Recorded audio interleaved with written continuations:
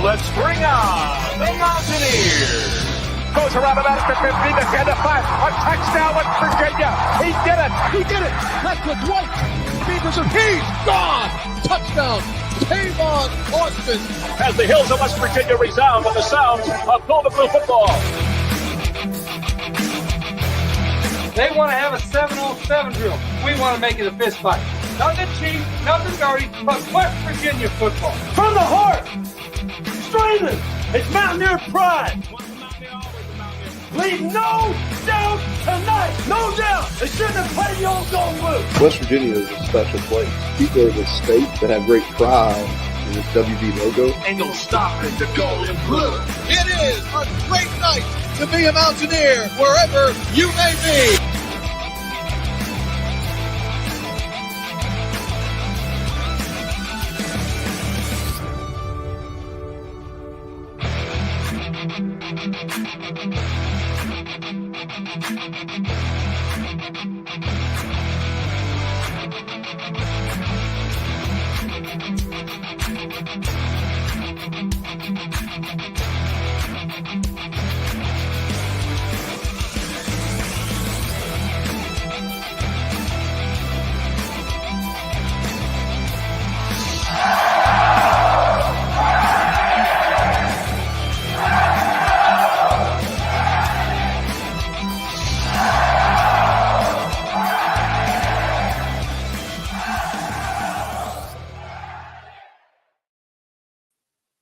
What's going on, Mountaineer Nation? Welcome into another live stream here on the Country Roads webcast channel. October 23rd edition here for our snap counts, post Oklahoma State. Going with our weekly tradition here where we're going to break down, the snap counts from the previous game, go over an injury report, and then project out a depth chart for the upcoming week, which this week will be against UCF. Appreciate everyone that's tuned in here live. If you're in here live, be sure to drop your questions, comments, concerns in the chat there as well. We'll address those along the way as I continue throughout here. Hope everyone's doing all right here on this Monday evening. Hopefully everyone's recovered from the loss and ready to, look ahead to the future and hope for better things on the horizon for West Virginia. That's all we can do, right? But fingers crossed that is the case. And I'm going to give people a chance to get in here for a second before we jump into the injury updates. And of course, there is a bit of news to touch on that is not WVU football related. Actually, of course, West Virginia men's basketball related. I'm sure a lot of you guys have heard about this now. I believe our friends over at Hoops from the Hills did a live stream just a little bit ago talking about it. Didn't get a chance to tune into it myself. I was stuck at work. Unfortunately, we'll have to catch that on the playback, but excited to hear what they have to say about it. Unfortunately, it's more negative news for the West Virginia men's basketball club coming from the NCAA. Seems like West Virginia can't catch a break in regards to those NCAA waivers on the basketball side, as we have been informed via a press release from the university's official site. This that you're seeing here is from the university's official social media page there on X at WVU Hoops. The waiver for immediate eligibility for fifth-year guard Raekwon Battle has been denied by the NCAA.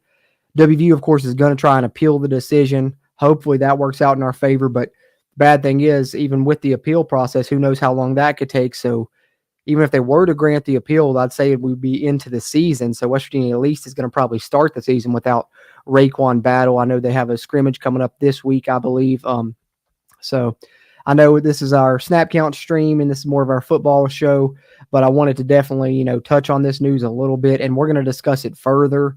We're going to start up the CRW Hoops podcast. Episode 1 is going to be releasing within the next few days or so, so be on the lookout for that. It's kind of going to be a season preview of the 2023-2024 men's basketball season, but we'll definitely be giving in-depth thoughts on this Raekwon Battle waiver decision, what it means for, West Virginia basketball moving forward, because, I'm a little bit concerned about, having a go-to scorer, a guy that can create his own shot, because, was a month or two ago, West Virginia had Omar Silverio, who I thought was going to be, a dead-eye three-point shooter. You had Jose Perez, who was very good at creating his own shot and could score. And then you potentially had Raekwon Battle, who you were hoping to get involved with this waiver. Now you don't have any one of the three. Omar Silverio's waiver denied by the NCAA, so his career is done as he's up, out of eligibility. And then Jose Perez, we know the situation there. We reported on that here in the past. Removed from the team, dismissed from the team, however you want to term that, now over at Arizona State, and he'll probably be seeking a waiver as well to try and play this year for the Arizona State Sun Devils. And now Raekwon Battle was who we were looking to, needing him to get this waiver, approved so that he could be, kind of our go-to scorer, a guy when we need a bucket that we can go to. And now we're going to have to find somebody else, at least for a portion of this season. And maybe that's Seth Wilson or someone like that. They step up and play a big role. We'll see what happens, and I'll be interested to get the other guys' thoughts as well as we start up the CRW Hoops podcast soon. But terrible decision by the NCAA, in my opinion. And obviously I'm a little bit biased, but I think, it seemed like West Virginia had a really good case this time around. And I don't know, hopefully it gets cleared up on the appeal process, if nothing else. But hate to see it for Raekwon Battle, who I think is going to be a really talented player whenever he gets to suit up for the Mountaineers. And potentially now, though, you have two very good players for the future that may be sitting out this season. We already know Noah Farrakhan, who looked awesome in the West Virginia dunk contest there at, Mountaineer Madness, is sitting out this season. He can't play till, 2024 season. But Raekwon Battle did have a chance to play this season. Hopefully he's still able to, because if not, that's two talented guards just sitting there that you're waiting on to, get onto the court for the Mountaineer team. But that's the men's basketball news I wanted to touch on while we gave everyone a second to kind of get in here for a bit before we hopped into the injury updates and snap counts and such. But take a swig of my coffee real quick, and I'll catch up on some of y'all's comments, and then we will dive in, starting with injury updates, and then hit the snap counts from Oklahoma State, and then I'll do the depth chart projection. But be with you momentarily.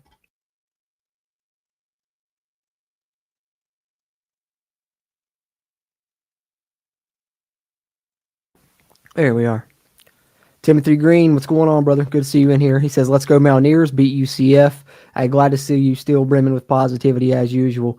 The great Mountaineer fan that you are there, Timothy. He's saying 35-31 Mountaineers. I like the early prediction. I haven't got a chance to dive into UCF too much just yet. We're planning on recording the preview podcast tomorrow night. So tomorrow morning before I go to work, I'm going to dive into them, watch a little bit of their film, look up some of their stats, their player grades, all that good stuff, and take some notes on them and try and come up with my prediction then. And so you'll know it here in the next few days, Timothy. And then hopefully some of you all can come share your predictions with us later in the week when we do our prediction stream Thursday or Friday night this week. Most likely Friday, but we'll see how it goes. Could be Thursday. Of course, stay tuned to our social media at WVU Country Roads on X, Country Roads Webcast on Facebook and Instagram.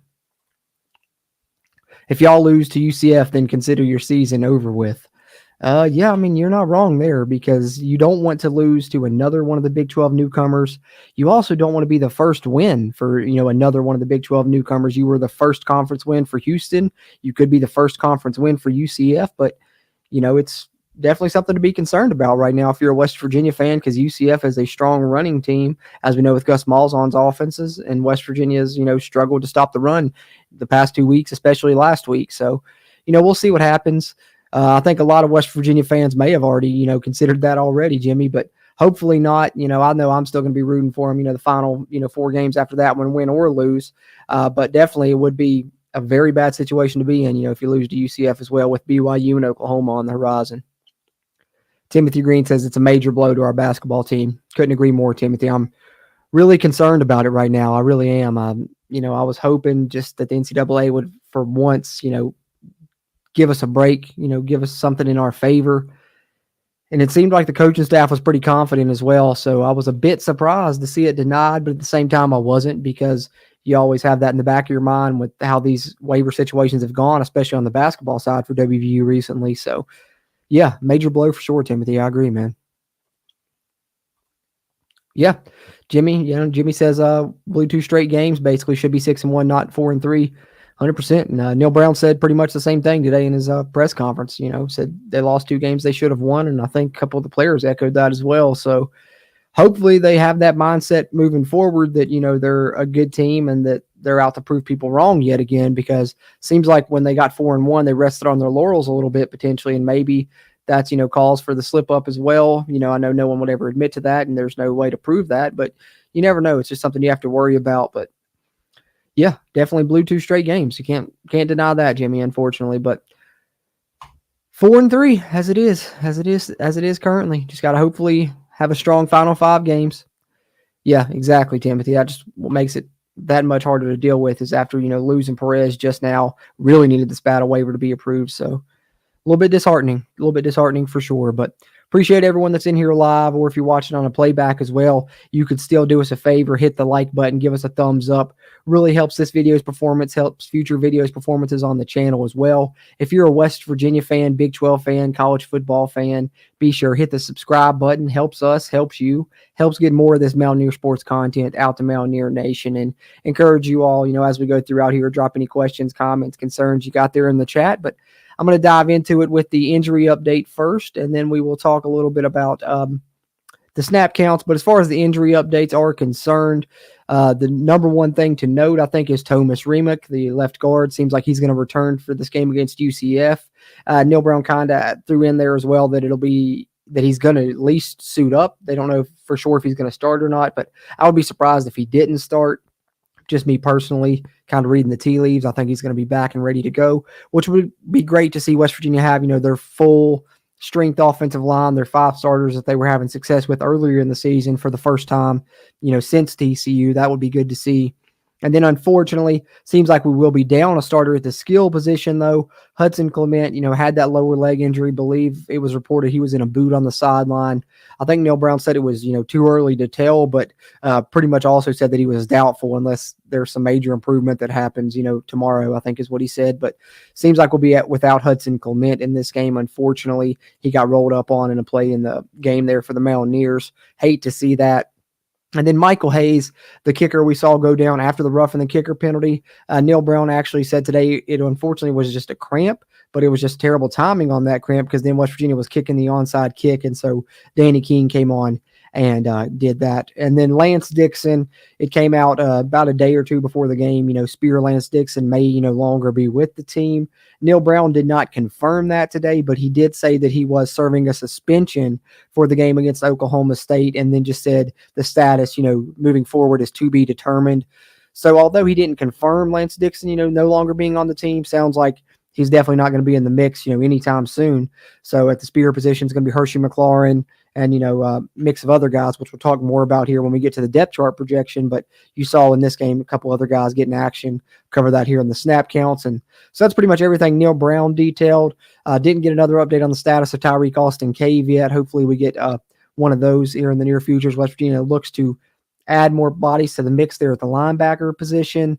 And then lastly, Davis Mallinger, it was reported earlier in the week. I don't think Neil Brown touched on it in his press conference today, but Davis Mallinger was dressed this past Saturday. So hopefully he's close. If he's dressing, maybe that's a chance for him to get into the rotation at the wide receiver spot as well. Who knows? He's a speedy guy.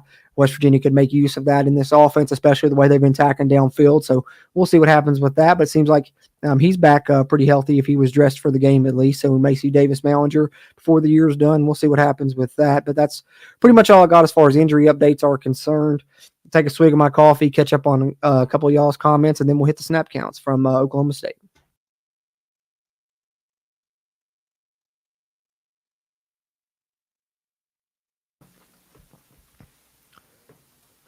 Don't remind me, Jimmy. I'm not talking about the Houston game anymore. I'm like Neil Brown in his press conference after that game. I'm done talking about it. No, it was a heartbreaker, man. And, of course, that just was salt in the wound, the fact that it was Dana. Charles Kelly got to get the running game going. We need ball control against these guys. Keep JRP off the field. Yeah, John Reese Plumlee, man, he's awesome. Of course, he would be back, about fully healthy by the time West Virginia rolls around. Just our luck, right? But I also liked, the points Neil Brown made. Him and Garrett Green are just very similar players. So, maybe that's good for West Virginia's defense that they see Garrett Green, every day and have seen him, throughout camp and stuff. So maybe John Reese Plumlee won't be too much of a surprise for them. But yeah, he's a freak athlete, man. And I'm worried about this UCF offense with how our defense has played, the past couple of weeks. But I agree, getting the run game going would go a long way in keeping their offense off the field for sure. And I think, our run game hasn't necessarily been performing terribly, but we've been getting a lot of rushing yards from the quarterback position. We need the running backs to step up. Neil Brown mentioned Justin Johnson's going to get more work after his performance. I don't know. CJ might be slipping down the depth chart a little bit because Neil didn't really mention him today, but he did mention, getting Jaheim White more involved. he didn't get any carries this past game, but he feels like, that's the one guy that has the home run ability, which, I've been saying all offseason. That's my favorite player. You guys know that follow us here. But so I'm hoping to see him get in the mix more. But I wouldn't be surprised to see a little mix of Justin Johnson and Jaheim White. And then, I don't know, I'm almost in the camp now of where CJ, and I'm not saying that this is a permanent move or anything, but just to get him going, maybe you just move him around the field a little bit, get him some touches in some different ways. Some of the ways you use Gallagher on those sweep action, maybe you put CJ in motion on those. The little RPO pass we've been running to Cole Taylor in the flat route. Maybe you line CJ up there and let him do that a little bit because, he was recruited as a tight end. They talked about initially their plan was to use him all over the field, wide receiver, in the slot, at tight end, in the backfield. Maybe you do a little bit of that just to get him going so he can get his groove back, get him the ball in some different ways, and you play Justin Johnson and Jaheim White at the running back position until he gets his, groove back, for lack of a better term. I don't know, just something I was thinking about in my head that maybe could work for CJ because we all know that we got to do something to get him back to the way he was playing his freshman year in a bit of a sophomore slump right now. But hopefully, Justin Johnson, Jaheim White can spark the running game, and hopefully he can get back to his former self because I agree, Charles, got to get that running game going. Timothy says UCF took Oklahoma to the wire. Indeed, they did. Heck of a game. Watched most of that one. That 2-point conversion, they had to run that trick play right there. I almost wish they'd have just ran, some straight up different play. I'm sure if they could have it back, they'd do it again if Malzahn could call that one. But yeah, they did, and it was in Norman too. So, they're going to be ready. They're playing at home there in the bounce house. All right, let's get into the snap counts, guys, and then I appreciate you guys, though, commenting here live. Continue dropping any thoughts you got there. I'm going to touch on the snap counts real quick. In the meantime, we'll start on the offensive side here. Of course, Garrett Green getting all the snaps at the quarterback position, 79 snaps on offense for West Virginia. And then I mentioned the running back workload a little bit. C.J. Donaldson started the game for the Mountaineers, but once Justin Johnson got in the action, especially late in the game, it was pretty much all Justin Johnson. CJ ended up with the most snaps with 44, but you see Justin Johnson with 34. Those were the only two running backs that had carries in the game. Jaheim White did get on the field, but only for 3 snaps in this contest. The wide receiver position looking a little bit different than, weeks past, mainly because of the injury that, Huddy suffered. But Traylon Ray leads the team in snaps with 61. Devin Carter next in line with 49 as he, continues to play that slot receiver position now for the Mountaineers, second straight game. And I like that adjustment and the way that they're using these receivers now a little bit differently. Preston Fox, 41 snaps, probably his best game overall as a Mountaineer, led the team in receiving, had some really awesome catches, lying on his back shoulder fades, going up and making high point grabs. Just a really good game for Preston. And then Hudson Clement, as I said, 24 snaps only in this game because of that injury. Hopefully he's able to bounce back. Was having a phenomenal season, leading the nation in yards per reception prior to the injury. But with him, going down, E.J. Horton stepped up. It was that next man up, and love to see E.J. Horton getting in on that action, having probably his best game as a Mountaineer receiver as well, catching his first touchdown with WVU on that 32-yard pass from Garrett Green. Then having some nice work on some underneath stuff as well. Played 20 snaps in the game. And then Rodney Gallagher and Jarrell Williams both played 11 to round out the wide receiver snap counts. Tight end, same two we've been seeing all year. Cole Taylor and Traylon Davis are the only two that get in this game. 67 snaps for Cole, 20 for Traylon Davis. And I think Traylon Davis's snap counts were down a little bit because, as you see here on the offensive line snaps, Nick Malone got 10. But he didn't take away from any of the starters. You see all of them playing every snap, all 5 of those playing 79. And that's because West Virginia went with an unbalanced look a lot in this game where they had Nick Malone offset as the extra tackle there. He was actually wearing number 88 in this game. So, he was technically, I guess, eligible and, would have been, considered a tight end. So it took some of those snaps away from Traylon Davis. But then it also at times went super heavy with, Traylon Davis, Cole Taylor, and Nick Malone all on the field together as well. So interesting game plan for West Virginia in this one, and you can't say it didn't work really either. I think the defense let some things get away from them in the fourth quarter, but offensively it was a pretty strong performance. I mean, over 200 rushing yards, nearly 250 passing yards, so almost 500 yards of total offense, and pretty balanced in doing so. Of course, the only blemish that I hate to bring up is first game ever Neil Brown loses with 200 rushing yards. Hate to see that, but love the fact that West Virginia is getting there, and they got there with, some of the running backs struggling. Garrett Green, phenomenal performance, over 100 yards rushing, nearly 250 yards passing. I believe I heard a stat that he's only, the third quarterback to do that behind Rashid and Pat. So that's pretty cool. So I think Brad Howell was talking about that on 3 guys, but that's the offensive snaps there. Catch up on the defensive snap counts here momentarily. Let me get some of your all's comments in here real quick before we hit the defensive snap counts.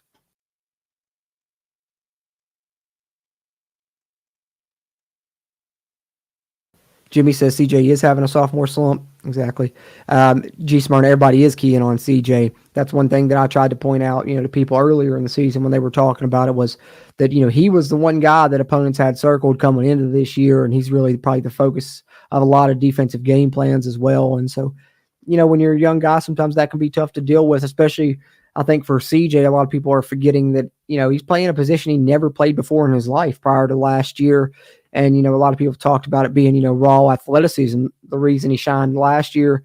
And, this year, with everyone keying on him, it's one of those things where he's going to have to really hone in on, the fundamentals, practice, watching film, all of that, and really, perfect his craft. And I think he'll get there with time. It's just, as we've said a little bit, that sophomore slump happens. I think Neil Brown termed it something a little bit different, but he said as much as well in his press conference. And I agree, everybody keying on him, G Smart is playing a big part of it as well. Yeah, and he was banged up a little bit too, Timothy. He was. Do I think we see much more of Nico if Garrett stays healthy? I don't think so. I know they have some gadget plays they may throw in the mix. I don't know when you would want to break those out. Maybe that's something when you're on the road at Oklahoma, or if you just really need a spark, you could try and do something there. But I think for the most part, it's Garrett Green's team, and, rightfully so with how he's been performing the past few games, I think Silas. But, I think that it's pretty much a GG show from here on out, barring injury, knock on wood. Charles Kelly says, anytime CJ was in the game, the linebackers were at the line of scrimmage filling the gaps, dared us to hand it to him. Yep. Exactly. Goes hand in hand with what G Smart is talking about. Everyone's keying on CJ. Makes it really tough for him to have success.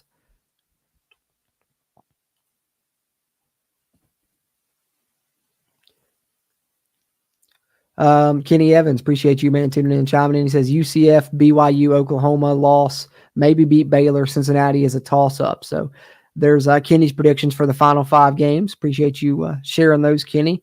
And, you never know. I think personally, the way I've just seen this conference shaking out, I think they're all toss-ups, really, but they certainly could go either way. So I'm not going to say you're wrong by any means, because we could lose those games. We could win those games. So definitely possible, Kenny. Appreciate you sharing that with us as well.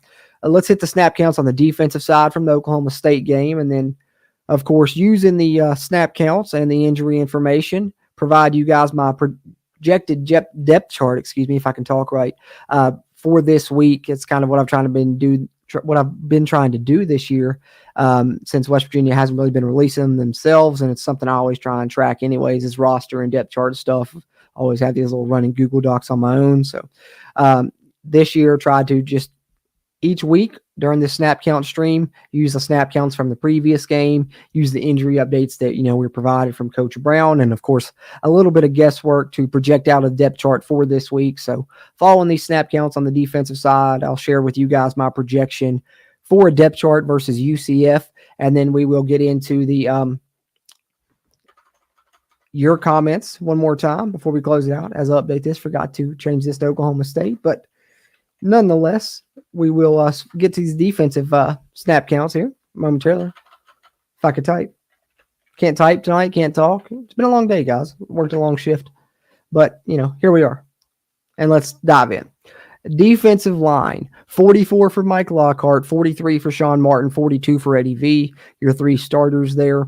And then you get Fatorma Mulba and Tomiwa Durajaye, who have really been the standout reserve players for the Mountaineers this year. And I believe, if I'm not mistaken, I'm not going to count Duquesne because I don't know for sure in this mix, but even including that, it could be.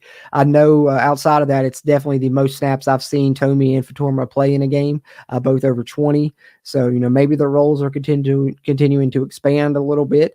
Also think that Fatorma got more action because he's probably the strongest West Virginia defensive lineman, really good in the run game, and West Virginia needed to try and stop this run. Didn't work out. We all know that. But Fatorma, I think, has done a great job, and Tomey has done a great job, both those guys as transfers. And then your other defensive tackles, of course, Jalen Thornton getting 17 snaps, Asani Redwood getting 10, and Day Hawkins with 7 snaps. The bandit position, it's pretty much been Jarrett Bartlett and Tyron Bradley exclusively, but West Virginia did work Torres Simmons into this game. He got a snap, whereas Bartlett led the way with 50, and Tyron Bradley had 24. And then the linebacker position. Now, this is where, we've talked a little bit in the past couple of games about West Virginia maybe getting worn down later in the game with Ben Cutter and Lee Koba playing so many snaps due to the lack of depth there. And, I think Neil Brown talked about that today as well and kind of echoed some of those statements. But in this game, you saw 66 snaps from Lee Koba, 66 snaps from Ben Cutter. Nearly every snap that West Virginia played on defense, I think they defended 70 snaps on that side. So pretty close to all of them, as Jaffa Veras was the only other linebacker that got snaps with 4. But seems like Caden Beiser is ready to get involved in the action. Neil Brown said they're going to play him this week, and they're going to play him early in the game against UCF as well. So next week on the snap counts, I'm expecting to see at least 4 names there in the linebacker position, as we'll probably be able to add Caden Beiser in there as well. And then at the spear, this is where it's going to be interesting because I mentioned Lance Dixon, kind of gone for the time being, I guess you could say.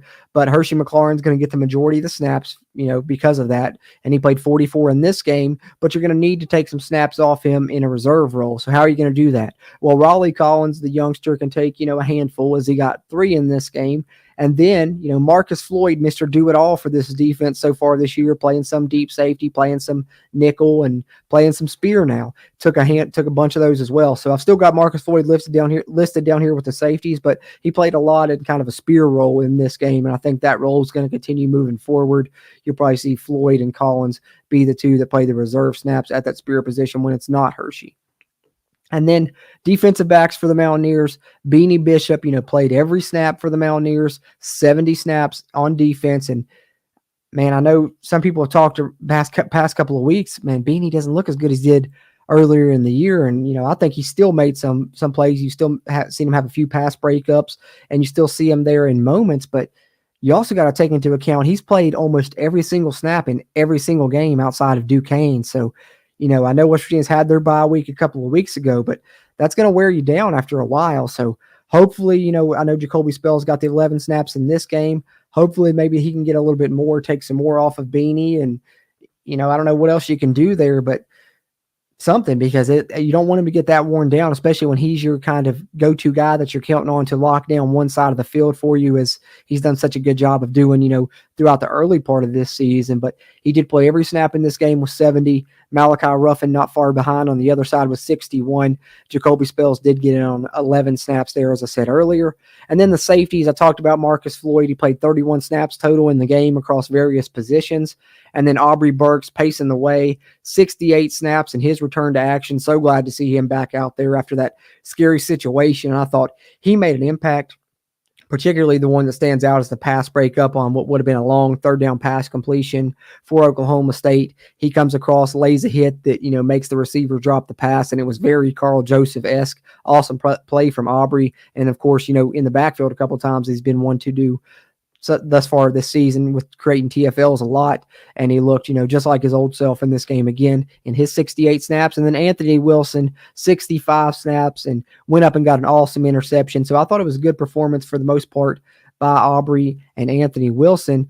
But, in the passing game, I guess I should say, run fits and stuff left a little bit to be desired for the West Virginia safeties and linebackers. And, of course, the defensive line has struggled the past couple of weeks as well. So we need this defense to have a bounce-back performance against a very talented UCF offense. So we'll see some different faces on the snap counts, I assume, next week. But that's what we have this week, as I'll scroll back up through here just so you guys can get one final look at both the defensive side and the offensive side there. But those are the snap counts from the game there against Oklahoma State. That's pretty much all I've got in terms of those. I'm going to catch up on your all's comments here, and then we'll get into my depth chart projection based on, the injury report and the snap counts from this prior game. And, of course, a little bit of guesswork. I'll try and provide my depth chart for UCF, or at least how I think it may shake out this coming Saturday. But take a swig of my coffee, catch up on some of your all's comments, and then we'll hit the depth chart projection.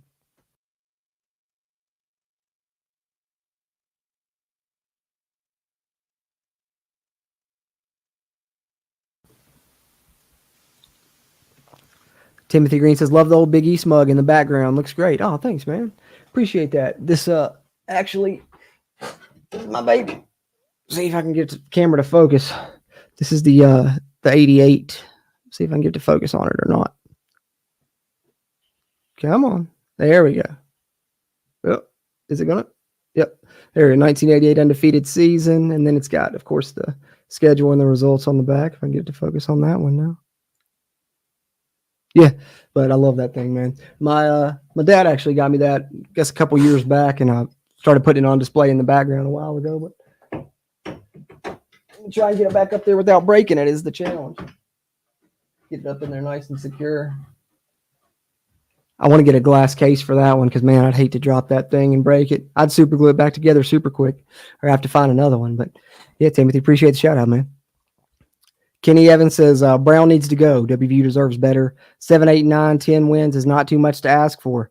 Hey, man, I certainly agree on the 7, 8, 9, 10 wins not being too much to ask for. You know, that's kind of the thing I've been saying is, you know, West Virginia's been in the Big 12 over a decade now because a lot of people like to talk about expectations. You know, West Virginia fans' expectations are too high. The early 2000s spoiled us. And, you know, maybe that's true to some extent, but also I definitely don't think it's, you know, too far-fetched and too high of expectations for West Virginia to at least once a decade compete for a conference title in the Big 12. And we've been in the Big 12 over a decade now and have never finished higher than, you know, top 3 in the conference. Of course, that's not on Neil Brown, but these past, you know, 4 years are. And, you know, I would add to that, you know, not being ranked anytime in the 5 years. This is a long stretch, you know, longest stretch I can remember since I've been a fan of seeing West Virginia not be ranked. So that's something you could add to that, Kenny. And I think a lot of fans share your sentiment. I'm firmly playing it on the fence. You know, I hate to be that person, but I want to see how these final 5 games go before I, you know, deal out my judgment. I'm just kind of withholding judgment to see how these final 5 games go for Neil Brown because we'll see. Because I think, you know, early in the season, I was really, you know, singing his praises when we were 4-1 and thought he had done some really good things, you know, coaching wise, adjustments wise, even play calling wise in these past couple of games, you know, have been pretty good for the most part. So, you know, if I was singing his praises for 5 games, then I can't, you know, turn around and say fire him after 2 bad ones. But I can, you know, judging the whole body of work over 5 years, you can certainly have a negative opinion in regards to that. But I'm just speaking on just this season, you know, for me personally, I was, you know, high on the high horse, you know, after those first 5 games. So after 2, I'm not jumping back on the Fire Brown train just yet myself, but I will say I'm firmly playing it on the fence right now, just kind of playing wait and see and seeing how these final 5 games go. Because I think personally, I think we need to win at least 3 of them. And I would like us to win 4. But as you said in your, you know, comment there, 7, 8, 9, 10 is not too much to ask for. And if I'm looking at this, you know, we got to get at least 7 because every season that Neil Brown's been here, we've won 5 or 6. So in order to warrant keeping him around, we've got to hit at least 7, I think. But that's just my opinion. I'm not Ren Baker. G. Smyrna, what's going on with Dixon, he asks. I don't know. I mean, I've heard, you know, a bunch of speculation of different things, something that happened on the trip to Houston, supposedly, that got him in trouble and then got him suspended for that game, you know, almost got him suspended for that game. But I don't know why that would be true if then they let him play in that game and then would suspend him for this one. So if it did happen on the Houston trip, you would think it was something that occurred after the game, maybe. I don't know the exact situation, so I don't want to say, you know, what it was. All I know is I started hearing, you know, reports, I think it was the day of the game or the day before, about, you know, Lance Dixon possibly no longer being with the team. And then, of course, didn't see him on Saturday. So I was like, maybe that's true. And then, you know, someone did finally bring it up to Neil Brown today. And, you know, he just said suspended and to be determined. So it doesn't sound good moving forward. And especially, you know, with a guy like Lance Dixon, who I think talent has never been his issue. This is a guy that was a 5-star recruit, you know, one of the top linebackers in the country coming out of high school. It didn't work out at Penn State. He came to West Virginia, thought, you know, the change of scenery would be better. And, you know, it didn't work out, you know, playing well linebacker. They moved him to Spear. He had been, you know, getting significant playing time this season. But I think, you know, for Lance Dixon, a lot of his issues are, you know, stuff like that are, you know, kind of reported as to what may be the situation here. And, you know, hopefully he can get out of his own way because it's a guy that's super talented and I'd love to see him do it at West Virginia, but don't know if he'll ever get the chance to right now because it seems like he's not with the team currently. And it's not a good look moving forward. We've already had a couple guys, leave on the offensive side. Now a guy leaves on the defensive side. So it seems like you're going to have at least 3 guys entering the transfer portal whenever that opens. That would be my prediction, for the Lance Dixon situation. G. Smartness, I would expect him to transfer now, but we'll see what happens. Could surprise me, could return to West Virginia, and hopefully he does, gets things straightened out because, like I said, very talented player. So who knows? Let's see. Silas says he's really going to show the media and lead us to an 11th place finish. Quick, give that guy an extension. That's a good one, Silas. Hey, he'll be able to say, hey, we weren't 14th. We weren't 14th. But, hopefully not. But not trending in a good direction right now. But, things can always change, pretty abruptly. Look at, how quickly they've changed to get to where they are now. Because a couple weeks ago, we were all, pretty excited with how things were going. So we could be excited again here in a couple more weeks. And that's what I'm hoping. We'll see. But, I get where you're coming from. I get where everybody's coming from. I understand the frustration, and I'm right there with you. I'm just as frustrated too. But Timothy, makes a great point as well.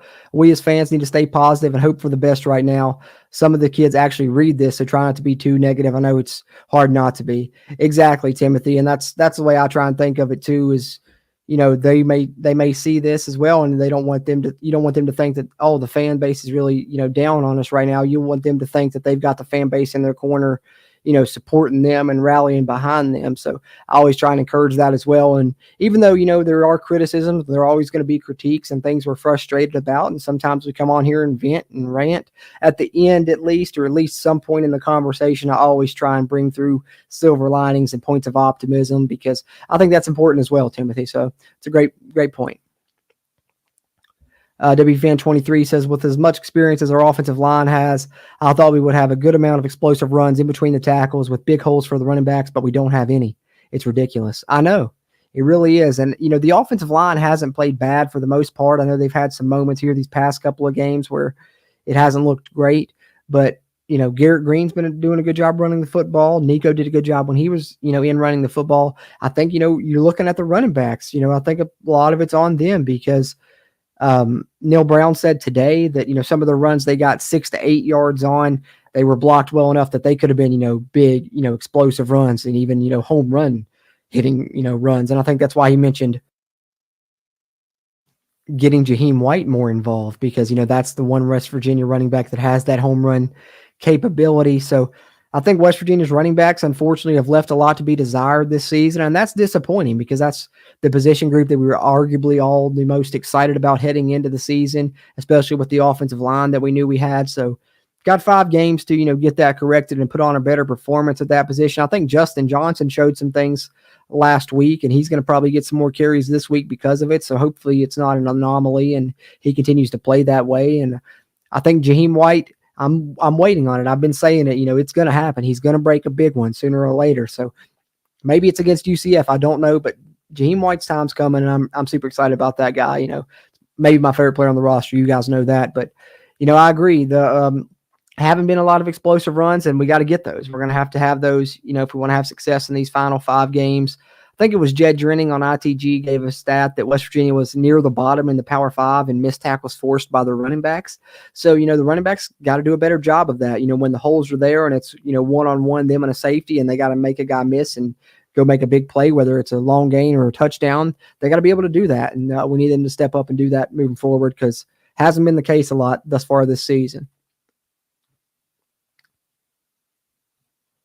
Eric Flowers, appreciate you, man, tuning in and chiming in as always. Great Mountaineer fan there as well. He says he has a couple of those old mugs and he has a double of one. I'll dig it out and send it to you, man. If you do really do have it, that would be awesome. I would take it. I'd send you a little something on Cash App, even if you wanted, Eric. But hit me up on email. I guess that'd probably be the easiest way. countryroadswebcast@gmail.com. If you do come across it, and I'll shoot you an address or whatever, and we can work something out. Because, yeah, that'd be awesome. I'll put it on display in the background here even for sure, Eric. That'd be cool. Thanks, man. Kenny Evans says it's just the same old every year. If he has to go, who do you like to replace him? Oh, man, I'd have to dig in on it more, for sure, to come up with a long list. Last year, late season, I did a video on the channel where I named like 25 potential candidates. Although, of course, I brought back home that I thought Neil Brown would be the guy that, came back this season. that proved to be true. But there's definitely a lot. I think some of those names in that video, you could probably go back and reference that, and some of those would still hold true. The Tony Gibsons and Brian Hartlines, etc. Kurt Signetti, I've seen his name pop up a lot. So those are definitely guys you would look at immediately. Rich Rod. I guess I should whisper that because, man, that's going to ruffle some feathers when you say that one. But, that's definitely one that's been coming up as well. He's been having success at Jacksonville State. So, off the top of my head, I know those are some that have been mentioned that would probably be viable candidates, I guess. But there's definitely a lot of really good coordinators in the game right now, really good position coaches, really good group of 5 coaches. So definitely it would be something to dig into. But, it wouldn't be something I would do until I felt like there was a chance of, West Virginia moving on, or if West Virginia, started to fall apart in these final 5 games. But you never know, Kenny. And I think I hear a lot of people saying the same thing you said at the beginning there. That's just the same old every year. Even Brad, one of our co-hosts here, was talking about that in our post-game show, that a lot of the games that we lose, we're losing in the same way that we lost them over this coaching staff's whole tenure. So I think that's a lot of people's issue with it. So I get that complaint as well. But yeah, I don't know. Like I said, I'd have to dig in on it further, but off the top of my head, those are some names that, just pop up. G. Smyrna asked, why didn't Anderson play against Oklahoma State? He's the one that got all the yards last year against them. I know, and he really killed him on that outside zone play. He had, 250-plus yard runs on that outside zone that we've been running a lot this season. Justin Johnson had a couple successful runs on it this week. He had that 130-yarder that set us up with first and goal when it was 27-24 that we ultimately ended up, kicking the field goal there. But I think, I was kind of expecting this to be the case a little bit going into it. I was actually, messaging our friend Mountaineer Paul prior to the game, and I said, because in Neil Brown's radio show, he talked about Justin Johnson coming back and them trying to get him involved. But then he also said something about shortening the running back rotation. And, after Houston, when Jalen Anderson, didn't catch that pass, I don't know if he played again in that game. And just judging off of Neil Brown's comments on the radio show, I was kind of feeling like I think Jalen Anderson's in the doghouse a little bit right now, and Justin Johnson's going to move into the rotation. And that's kind of what happened. So personally, I think that's what it is. Does that mean he can't get out of it? No, I don't think so. I think, we could see Jalen Anderson still yet this season, and hopefully we do, because he's a talented guy. In the past, he hasn't had the best year this year, but, I don't know. I don't know why he didn't play against Oklahoma State. I don't know I'm sure he traveled with the team. I'd have to look for sure, but definitely didn't get involved in any of the action as you saw there in the snap counts, G. Smyrna. So, interesting moving forward, because it seems like West Virginia has really only been using a lot, 3 running backs a lot. I know they said Justin Johnson was sick, and then prior to that, they said Jalen Anderson was sick when it was, Justin Johnson, dressing, and not Jalen Anderson. So we'll see what happens there, but definitely, a slew of guys at that position, and I think you're going to see more Jaheim White against UCF. Justin Johnson's going to get some carries, and so then it's going to be determined between CJ and Jalen, who, plays if West Virginia decides to play a third against UCF, I think. So we'll probably see him still yet, but I don't know. I don't know exactly why we didn't see him. My best guess would just be he's kind of in the doghouse right now. That would be my best guess, though, G. Smyrna. Doug Hurst, appreciate you tuning in and chiming in, man. He says, going to go to Orlando to watch the game on Saturday. Sure hope they don't lay an egg on me. Yeah, I'm hoping the same, man. I know a few people are heading to that one. Our friend Coos is going. I think it's actually his birthday, so happy early birthday to Coos there. And so I know he's going, and I can't remember who else. Somebody else told me they were going too, but I think there's a few Mountaineer fans heading that way, and a lot of Mountaineer fans are in Florida or near there, so it's, an easier trip. And, for the first time, for West Virginia, it's a game that's on the East Coast in the Eastern time zone, against a conference opponent for the first time in a decade. So that's pretty cool as well. So definitely hope they put on a good performance. I know the bounce house is a tough place to play. I'm really glad we're playing at noon and not at night. That's, to our advantage, but we'll see what happens, Doug. I think that, West Virginia has every reason in the world to come out and put on a better performance than they have in the past 2 games. So hopefully they do. I hope they don't lay an egg on you either, man. But I appreciate everyone that's tuned in here live, dropped your comments there, continue do that. I'm going to hit my depth chart projection, and then I'll touch on your all's comments one more time before we wrap up here. But want to encourage you guys, if you're watching live or on a playback, hit us with a like, give us a thumbs up. It really helps, not only this video's performance, but future videos' performances as well. And if you're a West Virginia fan, Big 12 fan, college football fan, be sure and subscribe. Helps us, helps you, helps get more of this Mountaineer sports content out to Mountaineer Nation. And we're going to have plenty of it coming as basketball is about to kick up. So both sports going to be running simultaneously. But using the injury updates that we've had, shared here that Neil Brown provided us earlier and the snap counts from the Oklahoma State game, plus a little bit of guesswork, here is my depth chart projection for this week for West Virginia as they get prepared to take on UCF. Not too many changes, but there definitely are some. At the quarterback position, that remains the same. Garrett Green, Nico Marchiol. Running back, I did make a change here because I think, based on some of the things we talked about just a few minutes ago there, I put the or in between CJ Donaldson or Justin Johnson's name. I don't know if CJ will still, remain the starter. I kind of expect him to, but also, Neil Brown's comments today were telling, and he mentioned Justin Johnson and Jaheim White by name and didn't really talk too much about CJ. And, specifically stated Justin Johnson earned some more playing time. And so I don't know. He may get the start. We'll see. So I did throw the or in between the names there. And I've got Jaheim White right now as the second string because, as G. Smyrna mentioned there as well, Jalen Anderson didn't play against Oklahoma State. You saw that in the snap counts. And as I said there, maybe he's just in the doghouse. So for now, we're going to keep Jaheim White there as the second string player. And then the X wide receiver position, this is where you get a change due to the injury to Hudson Clement. Neil Brown said he's doubtful. We'll see what happens moving forward. But for now, as I said, I'm not expecting him to play against UCF. So I think West Virginia is going to either use Preston Fox on the outside instead of on the inside, which they've been doing a little bit since Devin Carter moved to the inside receiver position against Houston. And I said, if West Virginia continued to use him there against Oklahoma State, I would change up, the depth chart. So here we are with the switched up depth chart. But at the X receiver position, I think you'll see Preston Fox or EJ Horton play the most there for the Mountaineers. Don't know who would start. I kind of suspect it would be Preston there and EJ getting some spot snaps, but you never know. EJ Horton performed really well, so I think he earned some more playing time also, and he's a guy that can make an impact. So I threw the or in between the names there. And then the inside receiver position for West Virginia, the H there in the slot. As I said, starting with the Houston game, West Virginia moved Devin Carter there. I didn't make the change in our depth chart, stream following that game because I said I wanted to see if it, was a consistent or if it was just a one-game thing. Seems like it's going to be pretty consistent moving forward. Most of Devin Carter's, if not all of his snaps, came in the slot. Was listed as a slot receiver even on PFF now, for that game's performance. So I moved him inside receiver as the first string player there, Devin Carter. And then backed up by Rodney Gallagher III, who, of course, gets some snaps. And then on the other side, Traylon Ray's been the starting wide receiver on the outside for West Virginia since Devin Carter moved inside. I think that'll continue to be the case. And Jarrell Williams, playing a little bit outside now. He was playing inside earlier in the year, but played outside last game, so got him there as the backup at the Z receiver position. And then tight ends, got the same two. That's not going to change too much. Cole Taylor and Traylon Davis. Do have a few changes on the offensive line due to, Tomish Remek returning from his injury, West Virginia being at full strength there for the first time since the TCU game. Hopefully it seems like they will be anyway. So you're going left tackle, still Wyatt Milam, backed up by Nick Malone, left guard, Tomish Remek. And we've since learned that if he was, not in the action, Brandon Yates would slide over and play the left guard, whereas Jaquay Hubbard would be on that right side. Center position, still Zach Frazier, always going to be your first string guy.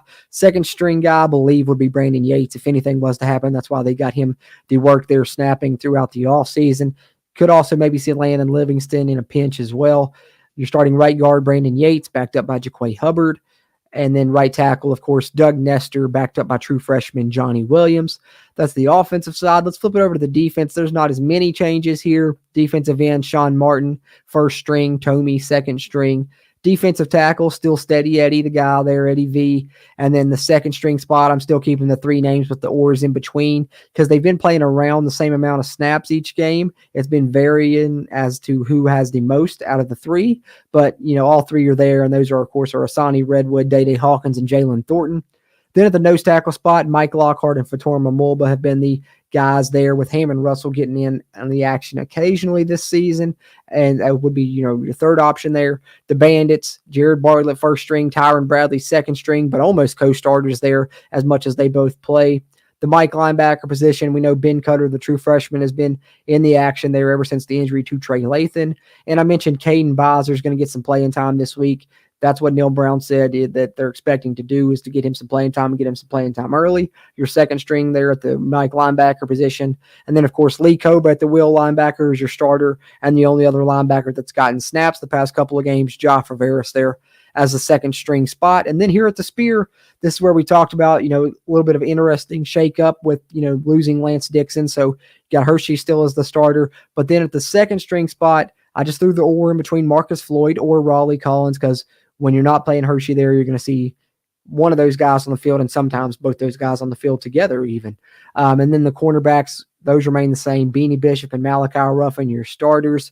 Really, Jacoby Spells is kind of the only one that's been getting snaps there. Andrew Wilson-Lamp has been playing on special teams, but hasn't played at the cornerback position since Duquesne, I believe, if I'm not mistaken. So really, you only got 3 guys you're factoring in there at this point, those being Beanie Bishop and Malachi Ruffin, who are playing nearly every snap, but then you're getting a handful from Jacoby Spells. And then the free safety, Aubrey Burks, cap safety, Anthony Wilson.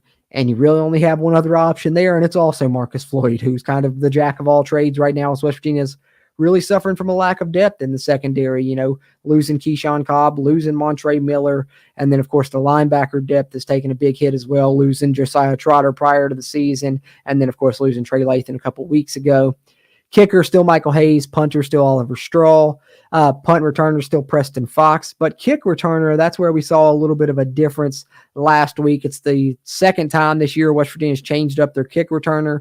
If you remember to start the season, it was Beanie Bishop back there. Then it went to Jaheim White for a few games. And then last game, we saw Preston Fox back there returning kicks as well to go along with being the team's punt returner. You had Preston Fox and Justin Johnson back as the kick returners. So we'll see if that continues to be the case against UCF, if those are still the 2 deep men on kick returns for West Virginia. But was the case for the first time this season against Oklahoma State. And that's the projected depth chart I have there for the Mountaineers. Let me pull it back up one more time and share it on the screen with you guys so I can scroll back through it and you guys can get one more look at it one more time as I take a swig of my coffee and get ready to catch up on your all's comments one more time before we close up shop with this week's Snap Count stream.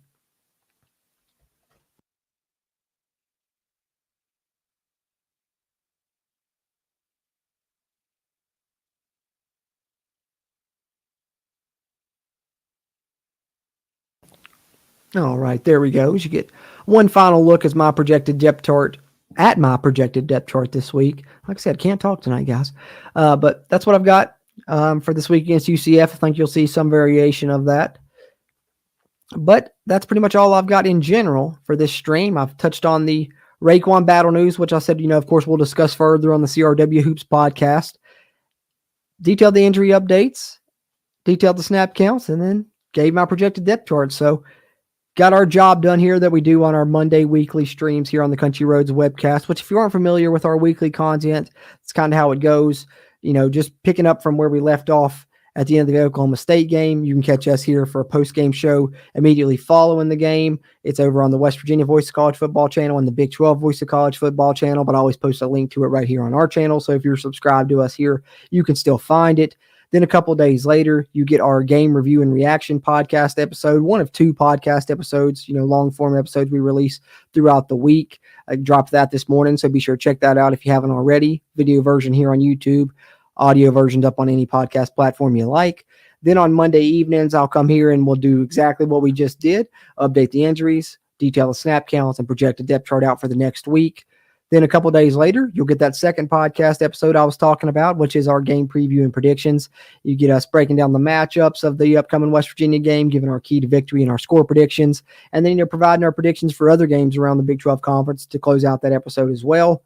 Then to close out the week, just ahead of West Virginia's game, either Thursday or Friday evening, usually on Fridays around the same time this stream started, we get your all's predictions. You get ours, and then we get to hear your all's thoughts on the game and chat with you guys, and that's always fun with our, prediction stream ahead of the game. So that's kind of a preview of our content on the football side. So it's almost, enough that there's something nearly every day here on the Country Roads webcast channel. And with basketball about to start, there probably will be something coming every day. So plenty of content here. If you're a WVU fan, be sure and check us out. But wanted to detail that. Let me catch up with your all's comments real quick, and then we'll get ready to close up shop.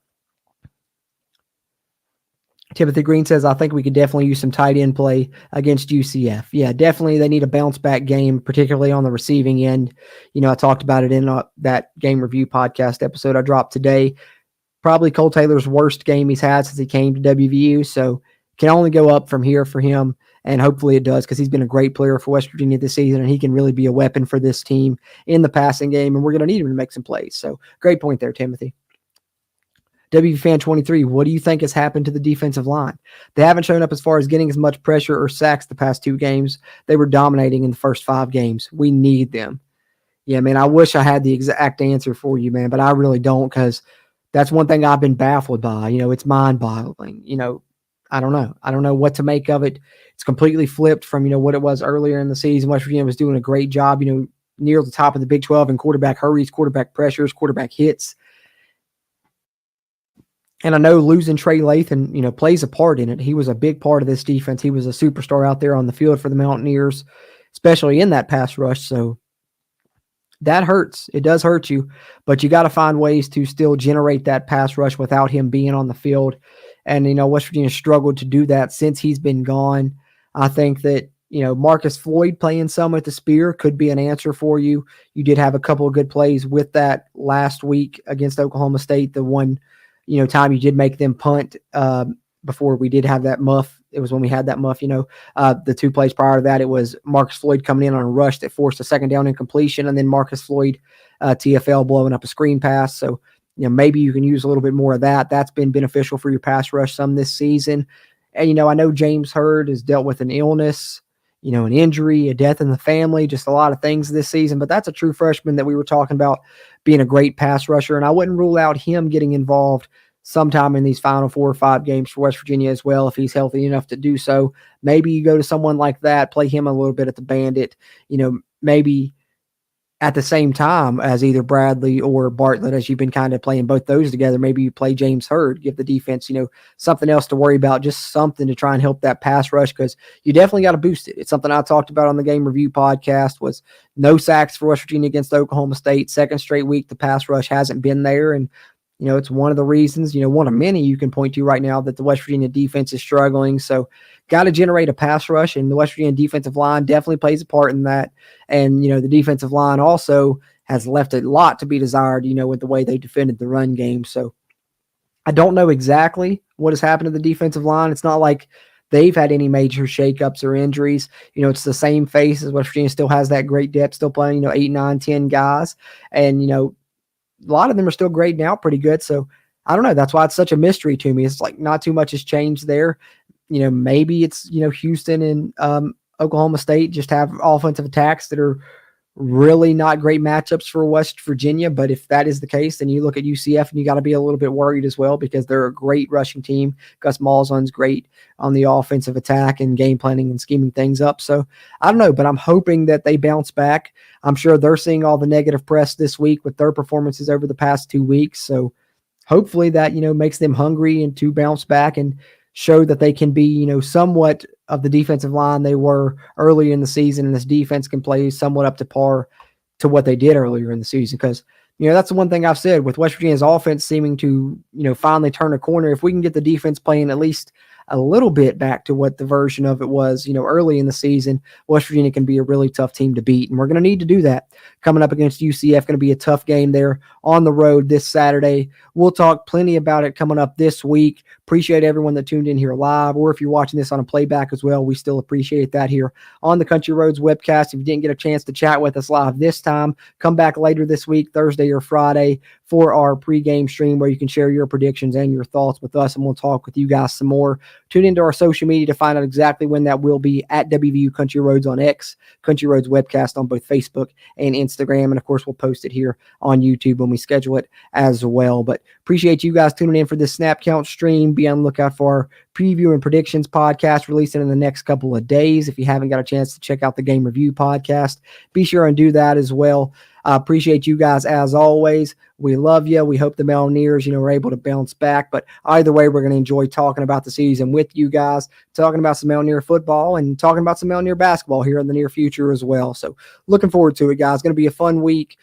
Getting ready to take on UCF this week, and get ready for some Mountaineer basketball coming up here in, less than a week. That first scrimmage is for the Mountaineers as well. So going to be a fun Mountaineer sports season, as that's one time when both these sports intersect. There's a lot going on, and we'll have a lot of content coming out to you guys. So be sure and subscribe here so you can get tuned into all of that. But appreciate you guys. As always, I'm Jordan Cruz. And until next time, let's go Mountaineers.